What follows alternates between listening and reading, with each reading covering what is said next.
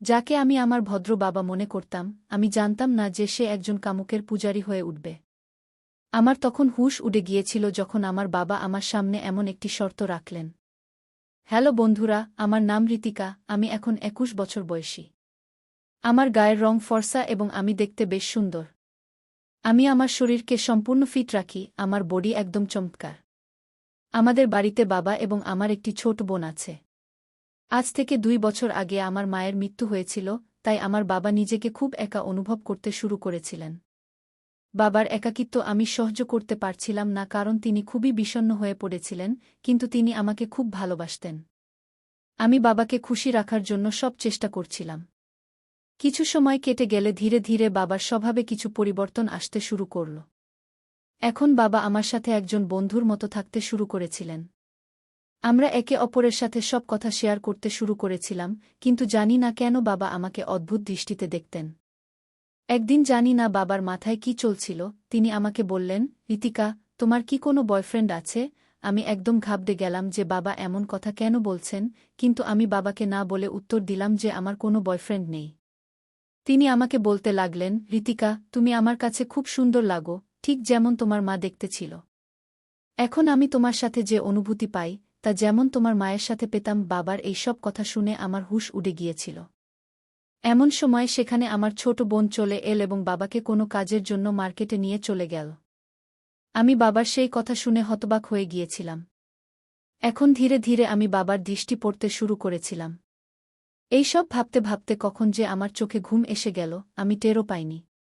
যখন আমি উঠলাম তখন দেখলাম বেশ অন্ধকার হয়ে গেছে এবং বাড়িতে কেউ নেই। সম্ভবত বাবা এবং আমার ছোট বোন এখনও মার্কেট থেকে ফেরেনি। তারপর আমি বাথরুমে গিয়ে গোসল করতে লাগলাম, এমন সময় বাবা এবং আমার বোন মার্কেট থেকে ফিরে এল। আমি তাদের কাছে গিয়ে কথা বলতে লাগলাম, তারপর বাবা বাইরে কোনো কাজে চলে গেলেন এবং আমি বাড়ির কাজ করতে লাগলাম। আমি সারাদিন বাবার কথা ভাবছিলাম যে তিনি আমাকে এমন কেন বললেন। এমন সময় আমার একটি সখী আমার কাছে এসে বলল, আরে ঋতিকা, তুমি কি ভাবছ? এতে আমি বললাম, না কবিতা, আমি তো কিছুই ভাবছি না। তারপর আমি তাকে জিজ্ঞাসা করলাম, কবিতা, কেউ কি অনলাইনে টাকা কামানোর উপায় বলতে পারবে? কিভাবে টাকা কামানো যায়? কারণ আমি চাইছিলাম যে আমি নিজে টাকা কামাই। এখন তো আমার পড়াশোনাও শেষ হতে চলেছে। কবিতা আমাকে রাগের দৃষ্টিতে দেখে বলল, আরে চল, আমাদের জন্য টাকা কামানো তো সাধারণ কথা। তারপর আমরা দুজনেই নিজ নিজ বাড়ির দিকে রওনা দিলাম কারণ আমাদের কলেজের ক্লাস শেষ হয়ে গিয়েছিল। আমার সখী তার বাড়ির দিকে যাচ্ছিল এবং আমি আমার বাড়ির দিকে যাচ্ছিলাম। এমন সময় রাস্তায় আমি আমার বাবাকে দেখলাম।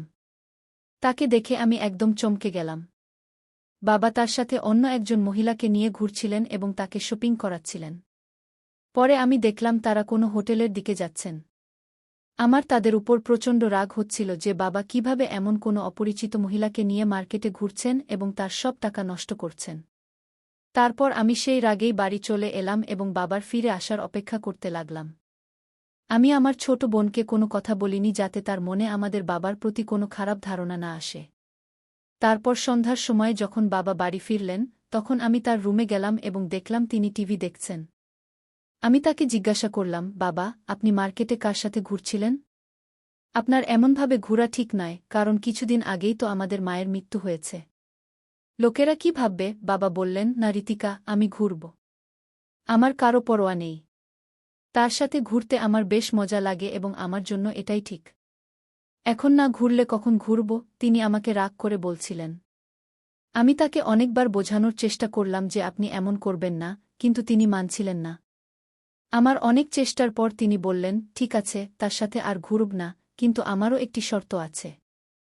যদি তুমি তা পূরণ করো, তবে আমি তার সাথে থাকাও ছেড়ে দেব। আমি বললাম, হ্যাঁ, বলুন কি শর্ত? বাবা তৎক্ষণাৎ বললেন, যেভাবে সে আমার সাথে ঘুরে, আজ থেকে তুমি আমার সাথে ঘুরবে এবং আমার প্রয়োজনও পূরণ করবে। আমি তাকে বললাম, না, এটা হতে পারে না। আমি কেন এমন করে আপনার সাথে ঘুরতে যাব? তখন বাবা বললেন, তাহলে ঠিক আছে, আমাকে বোঝাতে হবে না। আমি যা করছি তুমি আমাকে বলো না। তারপর আমি বললাম, চলো ঠিক আছে, সন্ধ্যায় ভেবে বলবো। এতটা বলে আমি তার রুম থেকে আমার রুমে চলে এলাম এবং বসে ভাবতে লাগলাম, এখন আমি পুরোপুরি বুঝে ফেলেছি যে আমার বাবা আমার কাছ থেকে কি চান। বাবার কথাগুলো ভেবে ভেবে আমার টেনশন অনেক বেড়ে গিয়েছিল। আমি আজ পর্যন্ত এসব কিছু আশাও করিনি যে আমার বাবাও এমন কিছু করার কথা ভাবতে পারেন। আমার মনে হয়েছিল যে আমার বাবা খুবই ভদ্র মানুষ এবং আমাদের মায়ের মৃত্যুর পর বাবা ভালোভাবে আমাদের দেখাশোনা করবেন এবং আমাদের খারাপ সময়ে আমাদের পাশে থাকবেন। কিন্তু তিনি এখন থেকেই ভুল কাজ করতে শুরু করেছিলেন। এই সব কথা শোনার পর আমি বুঝে ফেলেছিলাম যে আমার বাবা নিজের সাথে সাথে আমাদের জীবনও নষ্ট করে দেবেন। এই সব কথা ভেবে আমার হৃদস্পন্দন এত বেড়ে গিয়েছিল যে কেউ সামনে থাকলে সহজেই শুনতে পেত। তারপর আমার কয়েকদিন আগের কথা মনে পড়ল যে বাবা আমাকে কিভাবে দেখছিলেন। আমি পুরোপুরি বুঝে ফেলেছিলাম যে তিনি কি করতে চান। আমার কাছে খুব বড় সমস্যা ছিল যে এখন আমি কি করব। যদি আমি হ্যাঁ না বলি তাহলে তিনি সেই মহিলার খাতিরে নিজের সর্বনাশ করবেন এবং আমাদের জীবনও নষ্ট হয়ে যাবে। আমি বাবাকে এও বলতে পারিনি যে তিনি আমার সাথে স্বামী স্ত্রীর মতো থাকুন, কারণ দুনিয়ার চোখে তিনি আমার বাবা। তারপর হঠাৎ আমার মনে হল যে হয়তো এই কথা ঘরের মধ্যেই থাকবে। এতে আমার ছোট বোনের জীবনও বেঁচে থাকবে এবং আমার বাবাও সঠিক পথে ফিরে আসবেন। এই সব ভেবে ভেবে আমি ঘুমিয়ে পড়লাম। তারপর যখন সকালে উঠলাম, বাবার ঘরে গেলাম। প্রথমে আমি বাবাকে অনেক বুঝিয়েছিলাম, কিন্তু তিনি আমার একটি কথাও শুনতে রাজি ছিলেন না। তারপর আমি তাকে বললাম, ঠিক আছে বাবা, আমি আপনার শর্ত মেনে নিচ্ছি, কিন্তু আগে আমরা শপিং করব। তারপর আমি বাবাকে বললাম যে এই কথা বাইরে কেউ জানতে পারবে না এবং আপনি আজকের পর কাউকে সাথে দেখাবেন না। তিনি বললেন, ঠিক আছে রিতিকা, আজকের পর তুমি যেমন বলবে আমি তেমনি করব। বাবার কথা শোনার পর আমি তার কাছে গেলাম যার সাথে আমার বাবা এদিক ওদিক ঘুরতেন এবং তাকে ভালোভাবে বুঝিয়ে এলাম। তারপর বাড়ি এসে আমি আমার ছোট বোনের কাছে গেলাম এবং নাস্তা বানাতে লাগলাম, কারণ আজ রবিবার ছিল, তাই আমাদের কোথাও যেতে হয়নি। তারপর আমি, আমার ছোট বোন এবং বাবা নাস্তা করলাম এবং তারপর আমি আর বাবা শপিং করতে বের হলাম। মার্কেটে গিয়ে বাবা আমাকে কাপড় কিনে দিলেন এবং নিজের জন্য কিছু কাপড় কিনলেন। সাথে আমি আমার ছোট বোনের জন্য একটি ড্রেস কিনলাম। তারপর শপিং করে আমরা একটি রেস্টুরেন্টে গেলাম এবং সেখান থেকে খেয়ে বাড়ি চলে এলাম। তারপর সন্ধ্যা হতে না হতেই আমার বাবা আমাকে বলতে লাগলেন, চলো এখন তোমার শর্ত পূরণ করো। তখন আমি শর্ত অনুযায়ী আমার কাজ করতে লাগলাম এবং বাবার সব কাজের খেয়াল রাখতে লাগলাম।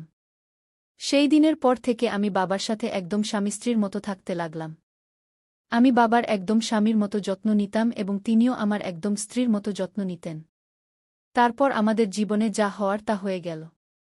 এখন আমার বাবা বেশ খুশি এবং আমিও পরিস্থিতির সাথে তাল মিলিয়ে বদলে গেছি এবং নিজেকে খুশি রাখতে শুরু করেছি। এখন আমার বাবা অনেক বেশি সঠিক পথে ফিরে এসেছেন। তিনি কারো সাথে ঘোরাফেরাও করেন না, শুধু অফিসে যান এবং বাড়ি এসে আমার সাথে একদম স্বামী স্ত্রীর মতো থাকেন। এইভাবে আমরা সবাই খুশি খুশি আমাদের জীবন কাটাচ্ছি। আপনারা সবাই আমাকে ভুল বুঝবেন না, আমাকে বাধ্য হয়েই বাবার সব কথা মেনে নিতে হয়েছিল। কিন্তু এতে আমার কোনো ক্ষতি হয়নি, কারণ যদি আমি বাবার যত্ন না নিই তাহলে কে নেবে? প্রায় 5 মাস পর আমার চাকরির জয়েনিং লেটারও চলে এল এবং আমি সেখানে চলে গেলাম। এখন আমাদের পরিবারও ভালোভাবে চলছে। আমাদের বাড়িতে সবাই খুব খুশি। যদি আমি সেই দিন বাবাকে বুঝাতে না পারতাম, তাহলে আজ জানি না বাবা কোথায় কোথায় তার ভুল সম্পর্কগুলোকে এগিয়ে নিচ্ছিলেন এবং নিজের সাথে সাথে আমার আর আমার ছোট বোনের জীবনও নষ্ট করে দিতেন। এইভাবে আমি আর আমার বাবা একদম স্বামী স্ত্রীর মতো থেকে আমাদের বাড়িকে বাঁচিয়ে ফেলেছি। আর আগের কথা তো আপনারা বুঝতেই পারছেন, সেটা তো আপনারা সবাই জানেনই। তাই আমার প্রিয় বন্ধুরা, যদি আপনাদের আমার এই ভিডিওটি পছন্দ হয়ে থাকে, তাহলে চ্যানেলটি সাবস্ক্রাইব করে ফেলুন এবং বেল নোটিফিকেশন অন করে দিন। একটি সুন্দর কমেন্ট করে জানান যে আমার গল্পটি আপনাদের কেমন লেগেছে। কাল দেখা হবে আরেকটি ভিডিও নিয়ে। ধন্যবাদ।